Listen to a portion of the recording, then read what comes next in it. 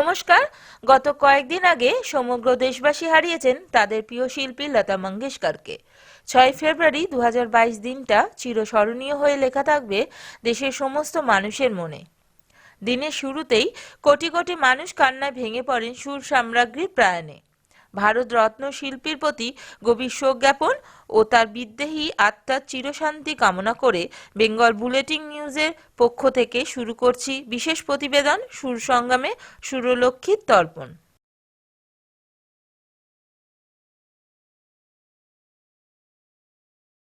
मैं कैसे परिचय दूं उस शख्सियत का जिनका नाम खुद अपने आप में एक परिचय है। मैं कैसे परिचय करूं उस व्यक्ति का जिनकी आवाज देश की ही आवाज नहीं बल्कि सारे विश्व। कैसे परिचय दूं उनका जबकि सुर, ताल, संगीत सब उन्हीं के नाम से शुरू होता है और उन्हीं के नाम से खत्म हो जाता है। मैं कैसे परिचय दूं उनका जिन्होंने विश्व भर में अनगिनत खिताब पाए हैं, अनगिनत रिकॉर्ड्स कायम किए हैं। इस अमूल्य रत्न का मूल्य कैसे किया जाए? कर देने के लिए न तो मेरे पास दिमाग है और न ही शब्द। हमारे पड़ोसी मुल्क के लोग जब कभी हमसे मिलते हैं तो कहा करते हैं कि हमारे पास वो सब कुछ है जो आपके पास भारत में है, बस दो चीजें नहीं हैं, ताजमहल और लता मंगेशकर। इसी हैसियत में लता जी के गुणों का वर्णन करने के लिए मैं प्रयत्न करना चाहता हूं। धृष्टता के लिए लता जी मुझे क्षमा करें। पता नहीं आप लोगों ने कभी सितार को नजदीक से या करीब से देखा है या नहीं। सितार के ऊपर कई एक प्रमुख तारें होती हैं जिसे खींचने से और उस पर उंगलियां फिराने से सितार बज उठता है, उसमें से सुर निकलती है, आवाज निकलती है। इन प्रमुख तारों के नीचे भी 10-12 और तारें होती हैं, कुछ पतली सी, जिन्हें कि आमतौर पर सिंपैथेटिक स्ट्रिंग्स कहा जाता है। और जब कभी भी सितार वादक इनकी धुन, इनकी ध्वनि सुनना चाहता है तो वो अपनी छोटी उंगली से उन्हें छेड़ता है और उनमें से ध्वनि निकलती है। लेकिन अक्सर ये होता है कि अगर प्रमुख तार को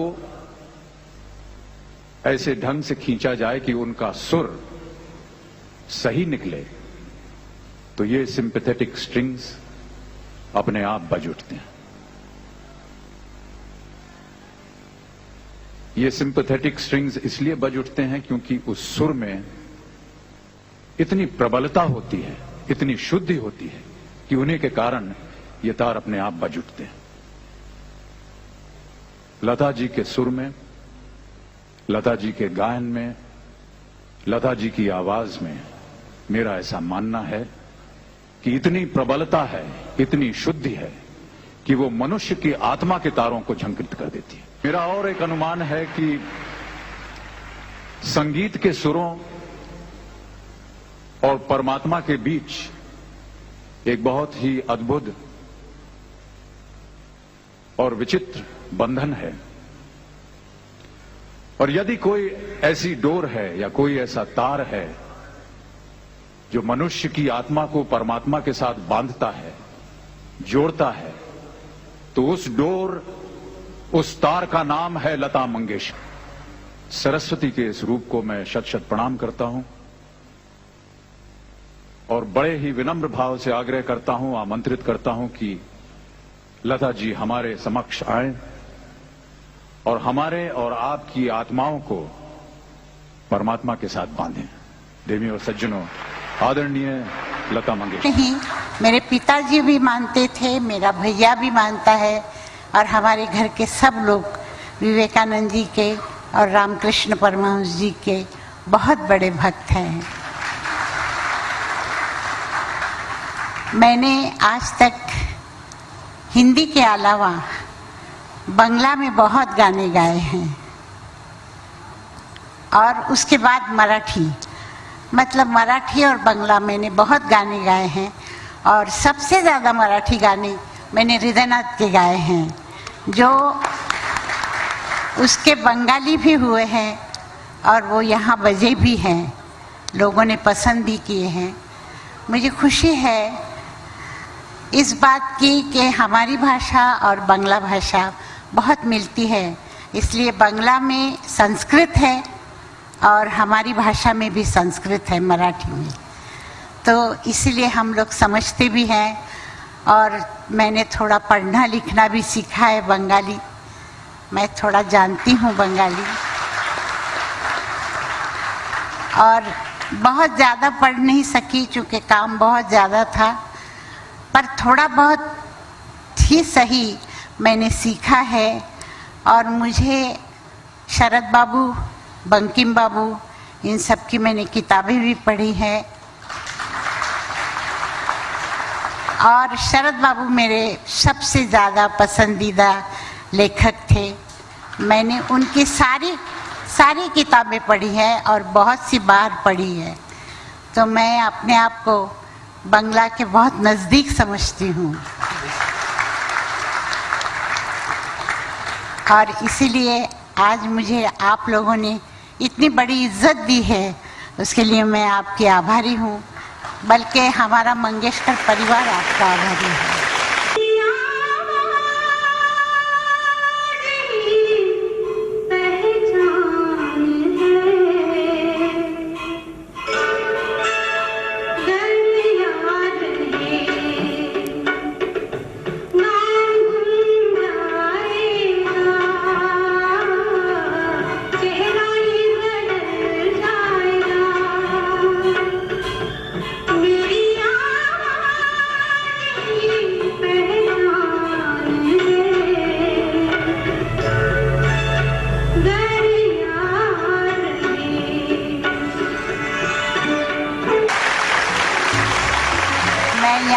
बिरेश्वर सरकार को अपना भाई मानती थी, और हालांकि उनका जो बिजनेस है वो सोना चांदी का है, पर वो म्यूज़िक भी करते थे, फिल्में भी उन्होंने बनाई, और अभी उनकी डेथ के बाद मैंने उनके कंपोज किए हुए कुछ गाने रिकॉर्ड किए हैं, और उस रिकॉर्ड को जी टीवी ने मुझे एक अवार्ड दिया है। आज उनकी पत्नी श्रीमती सरकार यहाँ आई है और वो ये सबके सामने देना चाहती है।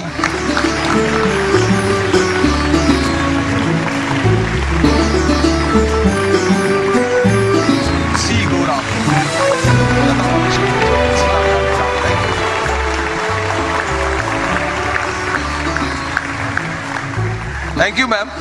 द लास्ट रिक्वेस्ट, जो हम लोग विस्पर से कह रहे थे थोड़ा बांग्ला कहने के लिए, तो लता जी बोलें जे बोलते पारी भय पाচ্ছি इत्यादि, আমরা একটু জোরে শুনে নেব, আমরা একটু অন্তত এক বাক্য দুটো বাক্য যদি বাংলা শুনতে পারি please, may I request you.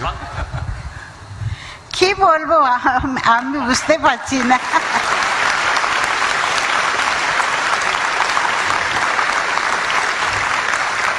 Bangla ভাষা খুব খুব ভালো, কিন্তু আমি বলতে পারি না, প্লিজ মাফ করুন। Thank you ma'am, thank you so much, thanks to all of you. হ্যাঁ, thanks to all of you.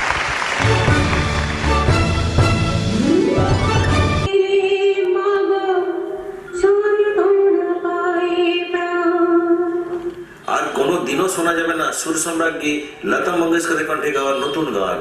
মুম্বাইয়ের ব্রিজ ক্যান্ডি হসপিটালে শেষ হয়েছে তার 92 বছরের জীবন। মৃত্যুর আগে আইসিইউতে দেখা করতে দেওয়া হয়নি পরিবারের কোনো সদস্যের সাথে। সঙ্গী ছিলেন হসপিটালের ডাক্তার এবং নার্সরা। মৃত্যুর ঠিক আগে কোন শেষ ইচ্ছার কথা জানিয়েছিলেন তিনি। 8ই জানুয়ারি 2022 কোভিড পজিটিভ এবং নিউমোনিয়া নিয়ে মুম্বাইয়ের ব্রিজ ক্যান্ডি হসপিটালে ভর্তি হয়েছিলেন লতা মঙ্গেশকর। অবশেষে 6 ফেব্রুয়ারি 2022 27 দিনের জীবন সংগ্রামের পর মৃত্যুর কাছে হেরে যান তিনি। ডাক্তাররা তাকে বাঁচানোর অক্লান্ত পরিশ্রম করলেও শেষে বুঝে গিয়েছিলেন লতাজিকে ডাক্তার নয়, বাঁচাতে পারেন একমাত্র ভগবানই। লতা মঙ্গেশকরকে বাইরে থেকে দেখে যেটা মনে হয়, বাস্তবে তার জীবন ততটা সহজ ছিল না। হেমা মঞ্জেশকর থেকে লতা মঙ্গেশকর হয়ে উঠতে তাকে সইতে হয়েছে অনেক দুঃখ কষ্টের অধ্যায়, যে কথা কারো সামনে কোনোদিনও প্রকাশ করেননি তিনি। লতাজির মৃত্যুর কয়েক ঘন্টা আগের একটি ভিডিও সোশ্যাল মিডিয়ায় প্রকাশ হয়েছে, যাতে দেখা যায় নার্সদের সাহায্যে তিনি ধীরে ধীরে হাঁটছেন। আইসিইউতে শুয়ে মৃত্যুর ঠিক আগে একটি ইয়ারফোন চেয়েছিলেন তিনি। মৃত্যুকালে নিজের গান শুনতে চাননি, শুনতে চেয়েছিলেন তার বাবার কণ্ঠে গাওয়া কিছু দুর্লভ গান। বারবার বলছিলেন নিজের ছেলেবেলার কথা। আজীবন অবিবাহিত ছিলেন তিনি। ক্রিকেটার সচিন তেন্ডুলকরকে নিজের ছেলের মতো ভাবতেন, ভালোবাসতেন মাতৃভূমি ভারত মাতাকে।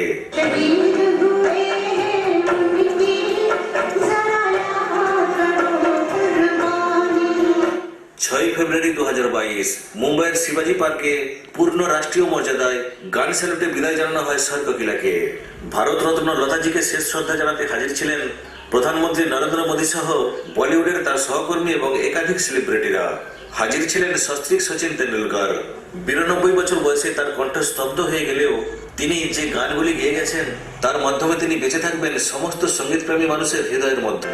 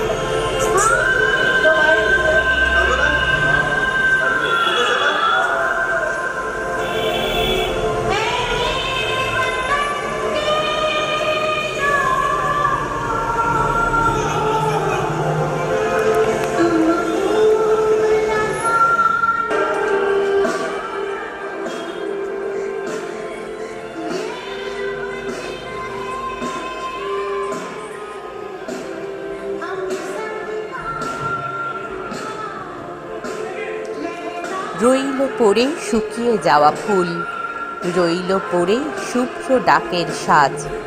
মৃত্যুদিনও করেনি খুব ভুল, সরস্বতী ভাসান যাবেন আজ। সা থেকে সা আমার দেশের মাটি, পা থেকে পা মিলিয়ে চলা সুরে, তাঁর কণ্ঠের আলোতে পথ হাঁটি। জিরোয় না গান এমন ভবঘুরে, চিরই শুধু ক্লান্ত শরীরটুকু, সময় এলে বাজে না এসরাজ, আলতু হাতে আলগা করি মুকুট, সরস্বতী ভাসান যাবেন আজ। প্রাণ যাবে তাও গান যাবে না কোথাও, আশেপাশেই থাকবে বাতাস হয়ে, দুধারে থাক সুরেলা সভ্যতাও, গান নদী তার মাঝখানে যাক বয়ে। দেবীর চাল চিত্র ছিল দেশি, শরীরে তার সুরের কারুকাজ, এবার তাকে নিঃস্ব দেখায় বেশি, সরস্বতী ভাসান যাবেন আজ।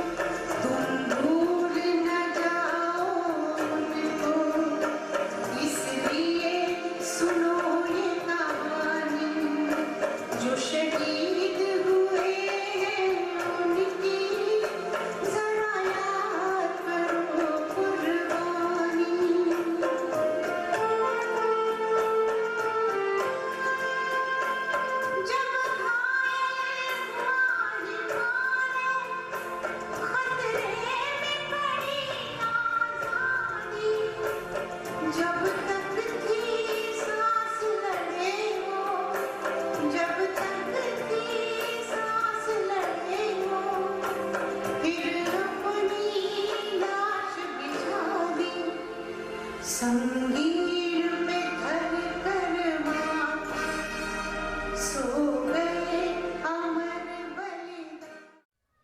সুরের সরস্বতী লতা মঙ্গেশকর সঙ্গীত জগতের এমনই একজন ব্যক্তিত্ব যিনি ভারতবাসীর মনে আজীবন অমর হয়ে থাকবেন। তার প্রত্যেকটি গান বাঙালি তথা সমগ্র ভারতবাসীর রন্ধ্রে রন্ধ্রে রয়ে গেছে। বাগদেবীর বিসর্জনের দিনই চিরনিদ্রায় মগ্ন হয়ে দেশবাসীকে কাঁদিয়ে ঘুমের দেশে পাড়ি দিলেন সকলের প্রিয় শিল্পী লতা মঙ্গেশকর।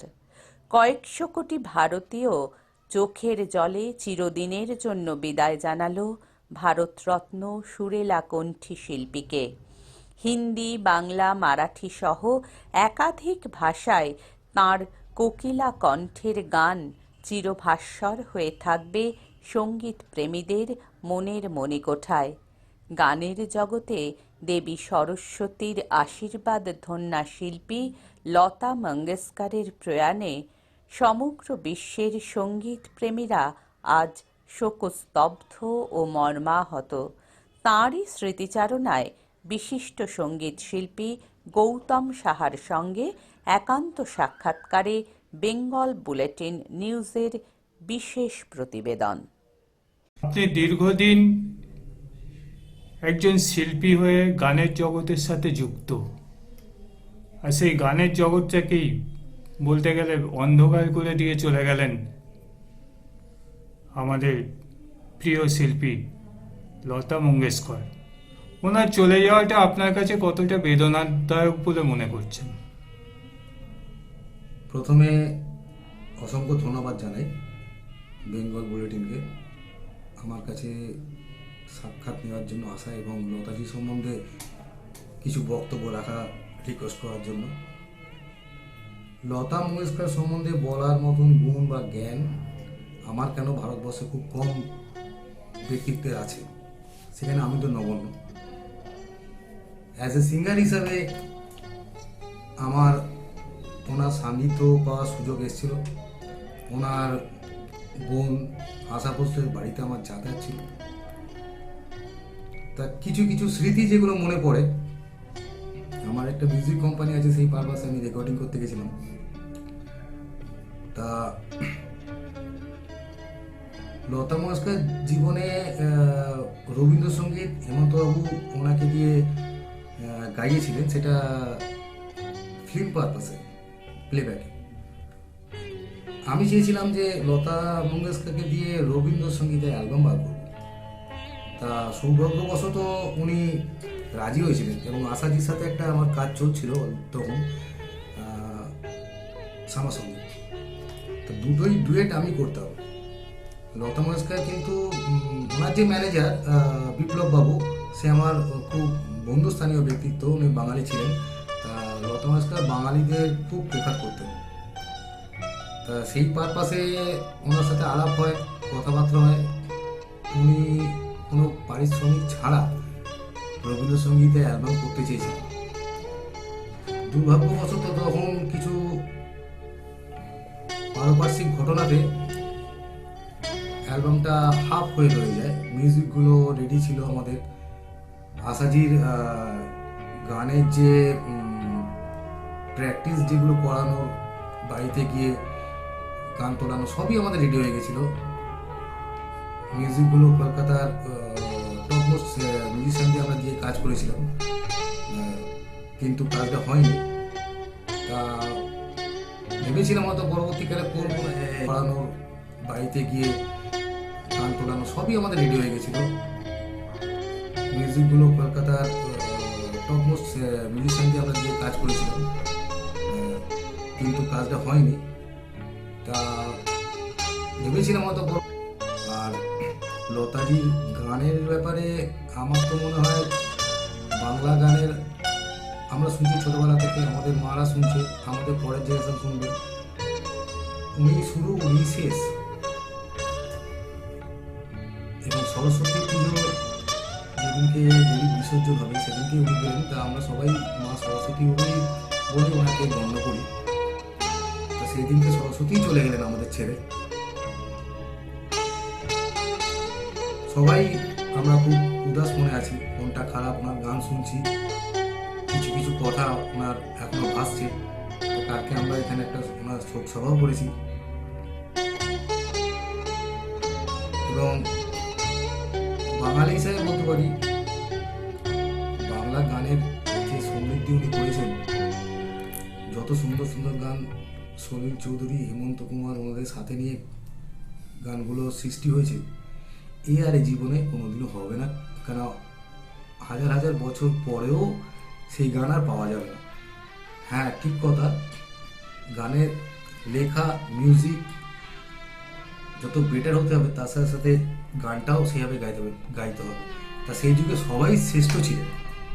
মিলিত কম্বিনেশনে যেটা হয়েছে, একটা ব্যাপক জিনিস হয়েছে এবং সেটা যুগ যুগ ধরে অমর হয়ে থাকে।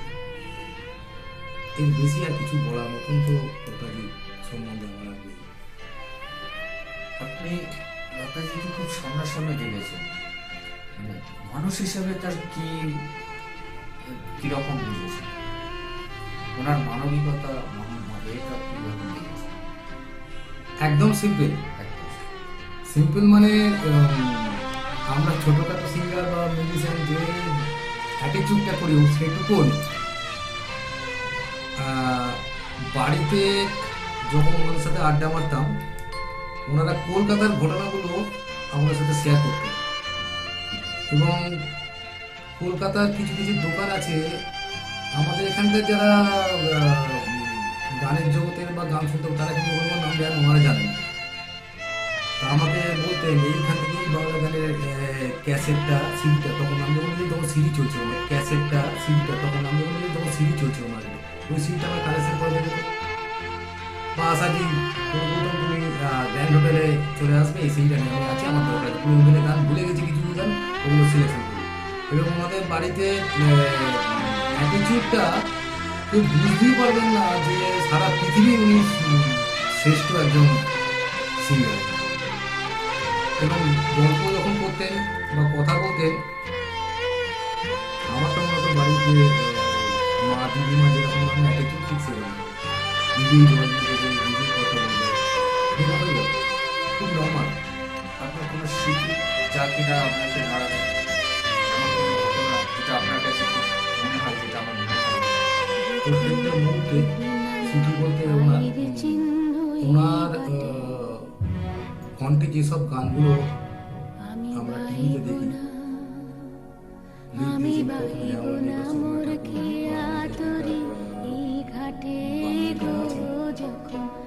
প্রত্যেকটা মুহূর্তে যতই দেখি ততই অবাক লাগে। ইন্ডিভিজুয়াল ভাবে বলার মতো নেই, উনি তো মানে সর্বদিকে বিরাজমান। এখানে স্মৃতি বলছে যা যেদিকে তাকাবো লতাজি, যেদিকে তাকাবো যত আমাদের জন্মের আগে থেকে মানে 24-45 সাল থেকে যত বিয়ে এসছে আজ পর্যন্ত যত আমরা দেখি সবই তো এগুলো বললেন। আমি বলতেছি আপনি তো ওই গানের জগতে যখন আছেন, যে সময়গুলো অনেক সময় ওনার কাছে গেছেন, ঠিক আছে, আপনি গিয়ে এমন কোনো ঘটনা যেটা আপনাকে নাড়া দেয়, ওনার সামনাসামনি যখন হয়েছেন এমন কোনো একটা ঘটনা যেটা আপনার মনে নাড়া দেয়?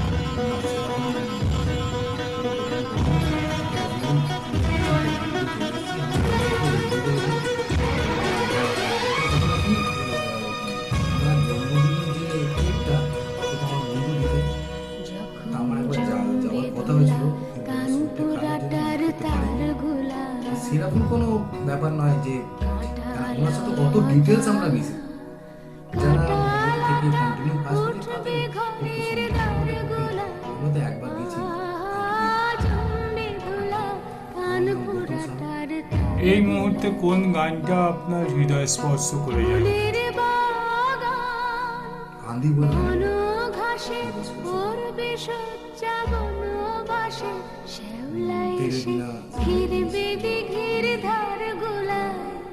এই কেকটা সেটা আমার বন্ধু দিতেন, তা আমার একবার যাওয়ার কথা হয়েছিল কিন্তু ওনার শরীরটা খারাপের জন্য সেরকম কোনো ব্যাপার নয় যে কেন ওনার সাথে কত ডিটেলস আমরা মিশি, যারা মুম্বাইতে থেকে কন্টিনিউ কাজ করছে তাদের পক্ষে সম্ভব, আমরা তো একবার গেছি।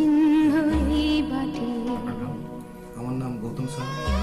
এই মুহূর্তে কোন গানটা আপনার হৃদয় স্পর্শ করে যায়? আন্দি বই গানগুলো হৃদয় স্পর্শ করে। তেরে বিনা জিন্দেগি বাজবে বাঁশি কিশোর কুমারের গান একটা থেকে পেয়েছিলেন, কাটবে দিন কাটবে। আপনি যখন শিল্পী, আপনাকে যখন কাছে পেয়েছি, লতাজির উদ্দেশ্যে আপনার কাছ থেকে এক লাইন শুনতে চাই।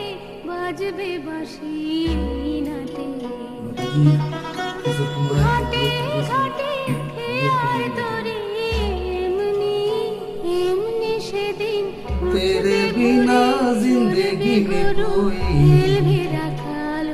शिकवा तो नहीं,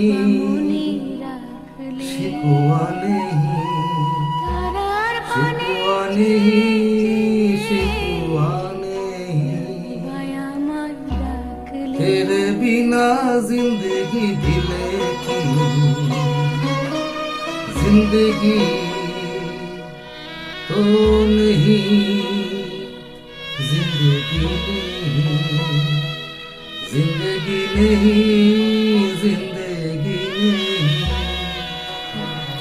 অসাধারণ দাদা, আপনাকে অনেক ধন্যবাদ আমাদের চ্যানেলের তরফ থেকে। ভালো থাকবেন, সুস্থ থাকবেন এই কামনা করি। সেই প্রভাতে আমি সকল খেলা, সকল খেলায় করবে খেলাই আমি, কে বলে গো সেই প্রভাতে আমি, নতুন নামে ডাকবে মোরে, বাঁধবে বাঁধবে নতুন বাহু ডোরে, আসবো যাব চিরদিনের সেই আমি, তখন আমায় নাইবা মনে রাখলে, তারার পানে নাইবা আমায় ডাকলে, যখন পড়বি না মোর পায়ের চিহ্ন